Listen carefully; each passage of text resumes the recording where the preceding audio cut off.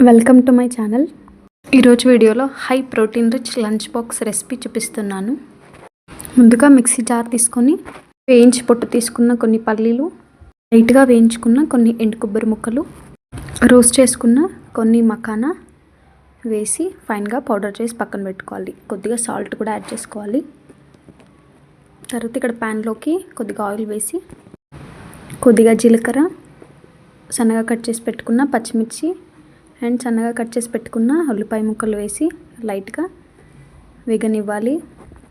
ఉల్లిపాయ ముక్కలు ఇలా లైట్గా వేగిన తర్వాత సన్నగా కట్ చేసి పెట్టుకున్న టమాటా ముక్కలు కూడా వేసి, టొమాటో ముక్కలు కొద్దిగా మెత్తబడ్డాక అందులో కొద్దిగా పసుపు, ఇందాక మిక్సీలో కొద్దిగా ఉప్పు వేసుకున్నాం కాబట్టి ఇక్కడ చూసి వేసుకోవాలి. ముందుగా మిక్సీ పట్టి పెట్టుకున్న పొడిని కూడా వేసి లైట్గా కలుపుకోవాలి. లో ఫ్లేమ్లో 1-2 మినిట్స్ కలుపుకున్న తర్వాత దీంట్లోకి వండి చల్లార్చుకున్న అన్నం కూడా వేసి బాగా కలుపుకుంటే అంతే, లంచ్ బాక్స్లోకి హై ప్రోటీన్ రిచ్ రెసిపీ అయితే రెడీ అయిపోయింది.